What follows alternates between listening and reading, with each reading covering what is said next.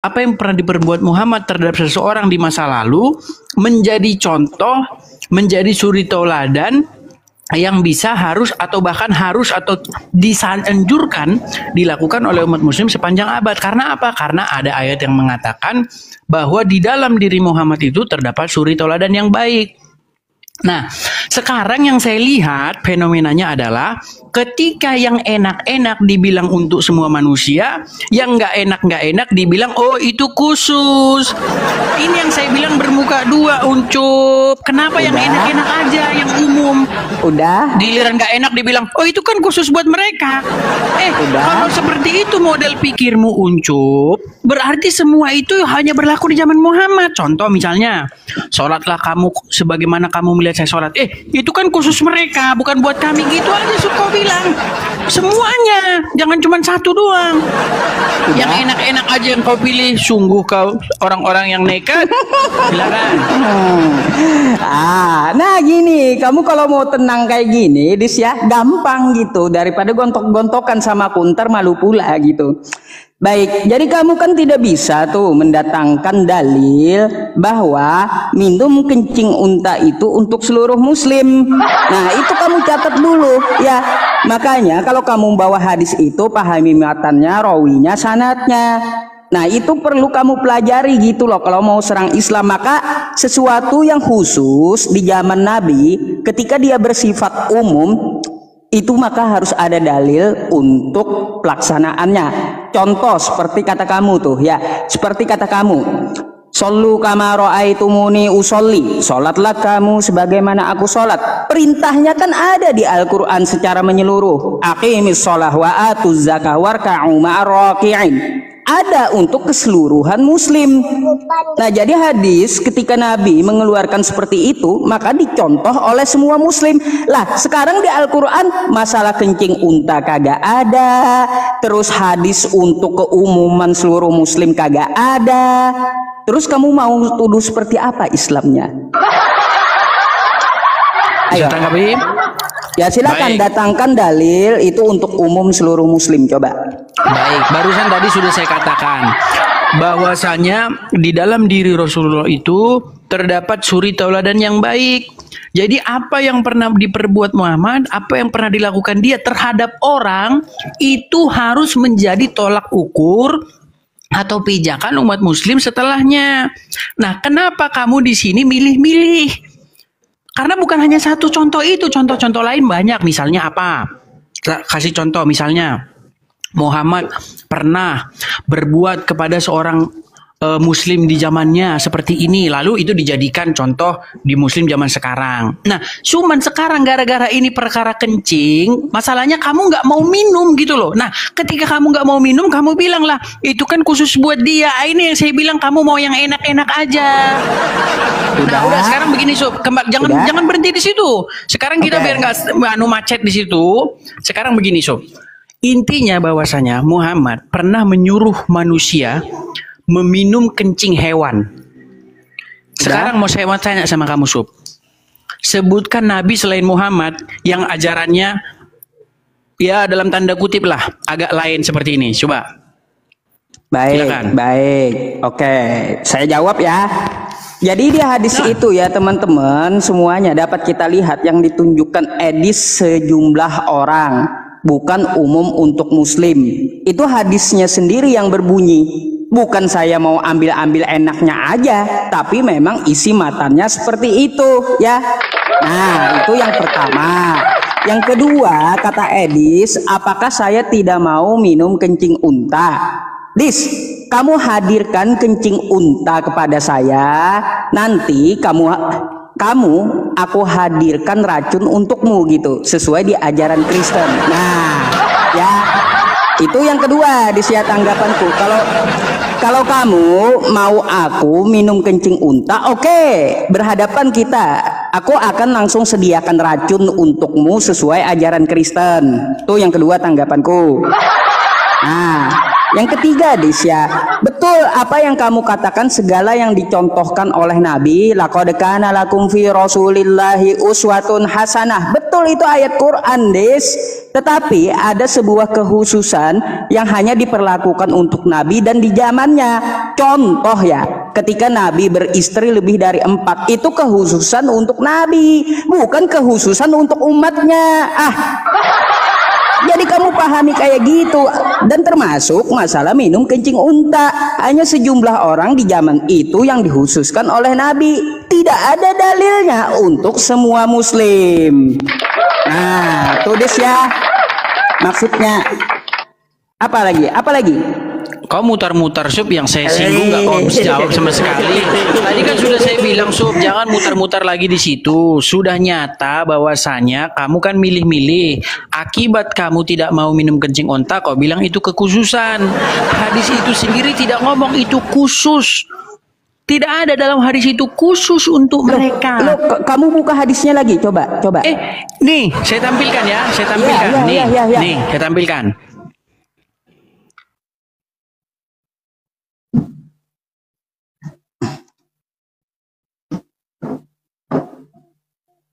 Bentar ya teman-teman, biar dia saya tampilkan ya gitu. Sob ya. Nih, saya bacakan.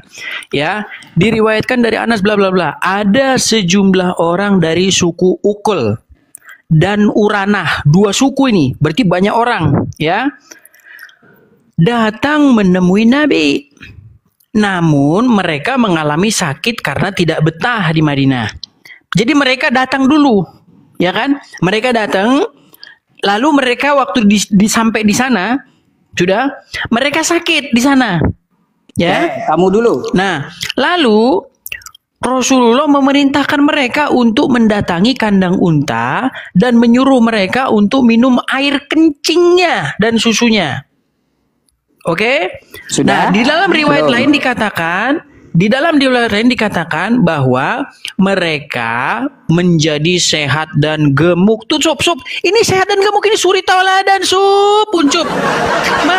Makanya gini Sob, berpatokan dari peristiwa ini, harusnya kamu memperlakukan ini seperti hadis-hadis dan perkara-perkara yang lain, bahwa suatu peristiwa yang pernah terjadi di masa lalu dicontohkan oleh Muhammad, kau praktekkan sebagai cunah Rasul, Uncup. Nah, di sini harusnya kalian kalau sakit, tidak enak badan, contohnya ada. Bahwa kalian seharusnya seperti yang disarankan Muhammad, minum air pipis unta, Uncup. Di sini nggak ada di sini. Itu hanya khusus bagi berlaku untuk suku Ukul dan Urana. Bilang aja lu nggak mau minum encing, Uncup. Susah banget Uncup ini, giliran yang enak-enak aja langsung itu khusus umum. Udah. Kalau nggak enak dibilang khusus. Aduh, Uncup. Oke, udah, aku mau tanggapi, jangan kau tutup itu hadis ya. Oke, mari kita baca matannya ya teman-teman. Matan itu isinya biar kau paham, Dis ya. Diriwayatkan dari Anas bin Malik. Ia bercerita, ada sejumlah orang, ya, ada sejumlah orang, bukan ada seluruh muslimnya. Itu satu. Nah, ada seluruh muslim, bukan kayak gitu bunyinya, tapi ada sejumlah orang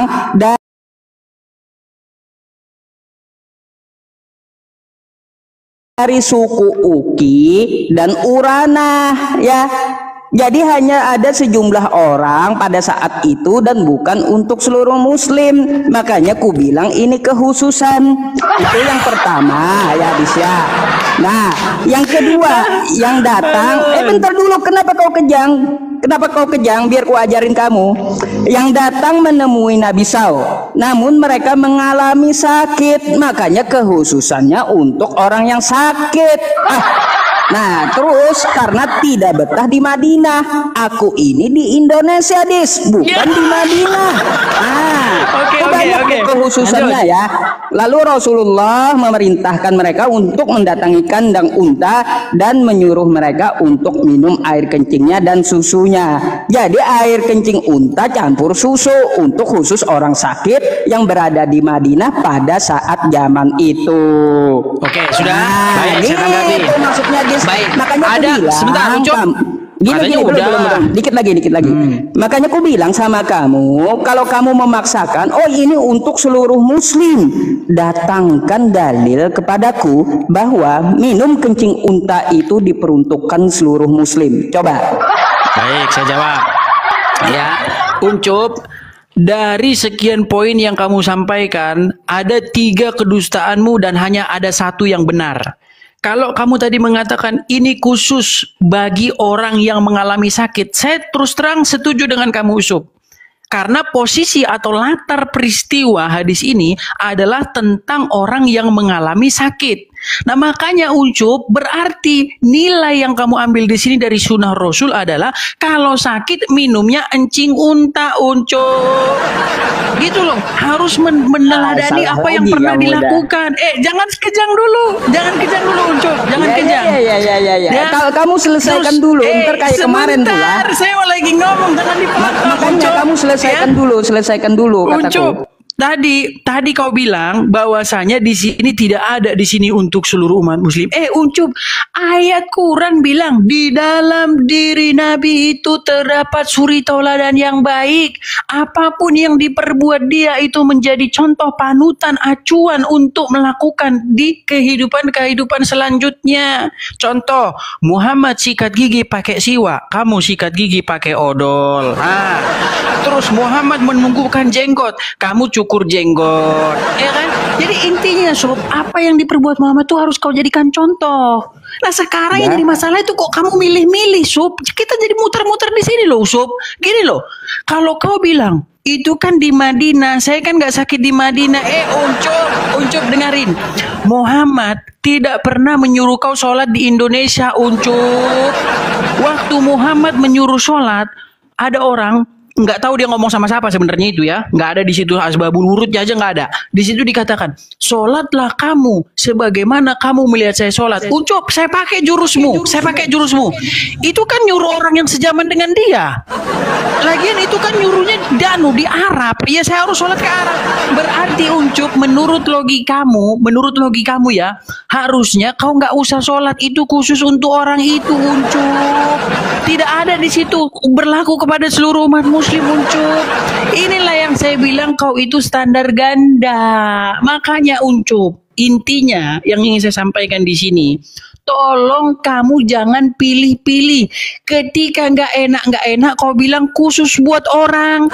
Ketika enak-enak kau bilang itu untuk semua orang, Ucup. Terus kau bilang lagi terakhir tadi, sebentar, ini terakhir nih. Tadi kau bilang tadi air susu diminum kencingnya, nggak ada di situ dicampur, Ucup. Nggak ada. Di situ dibilang minumlah kencingnya dan susunya. Nggak ada di situ disuruh dicampur. Jadi kau harus minum kencingnya juga kau minum susunya. Nggak ada di situ harus dicampur. Nah sekarang Ucup, pertanyaannya,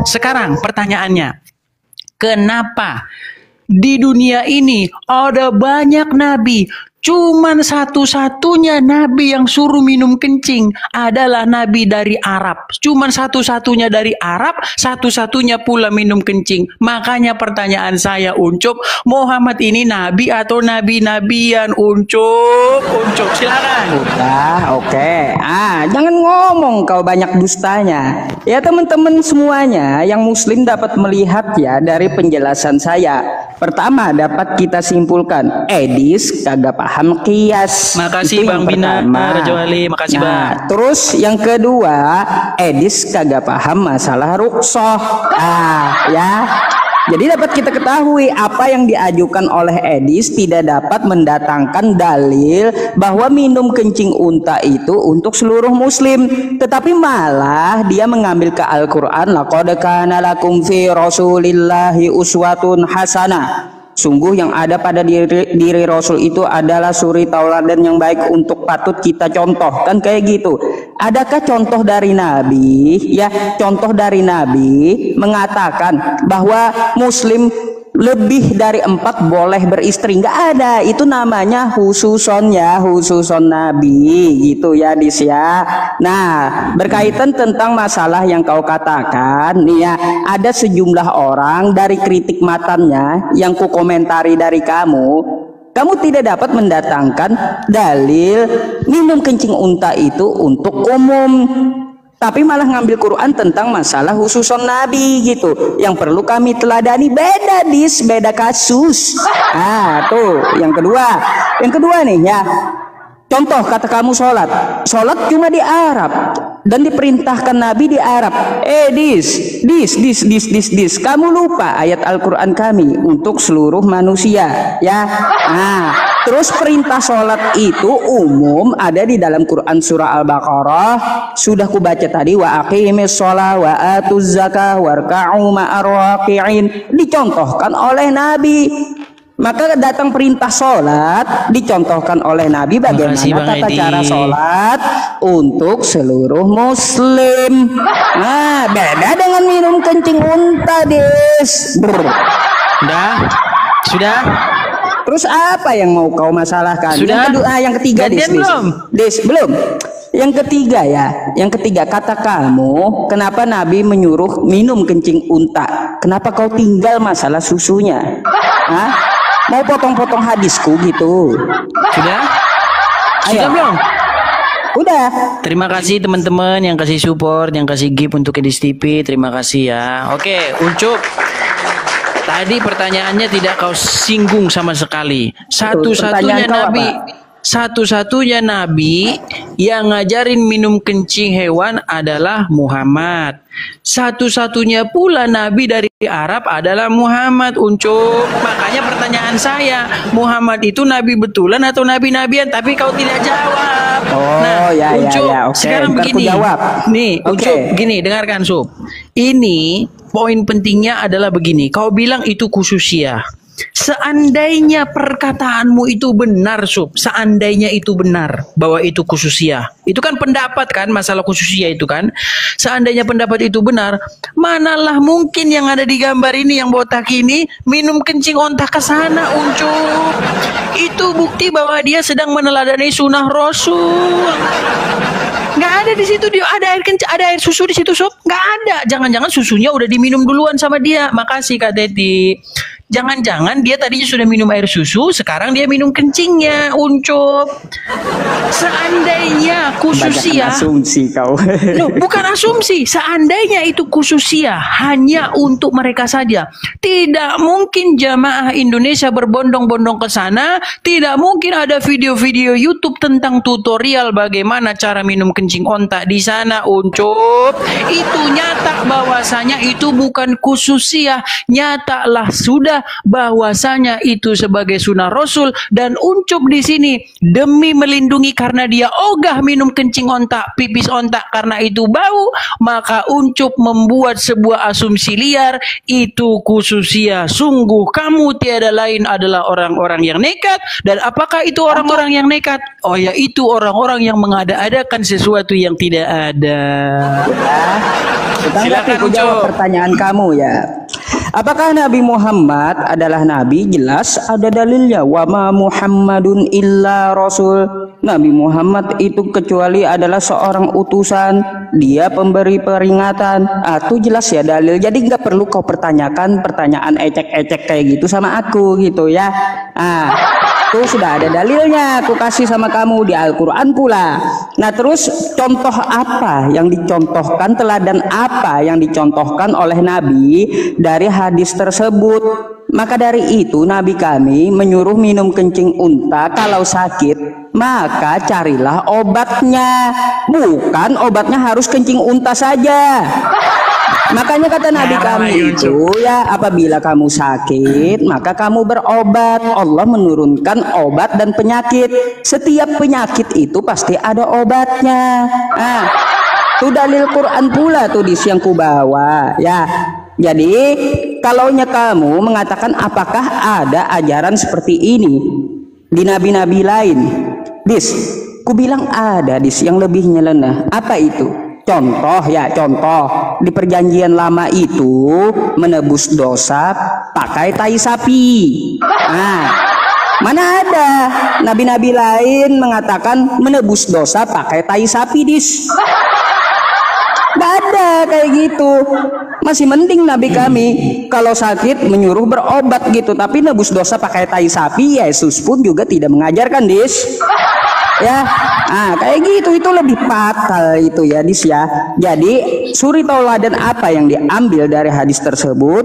Di sini secara kias kita dapat melihat apa yang dikatakan oleh Nabi bahwa kalau sakit itu cari obatnya, berobat gitu ya.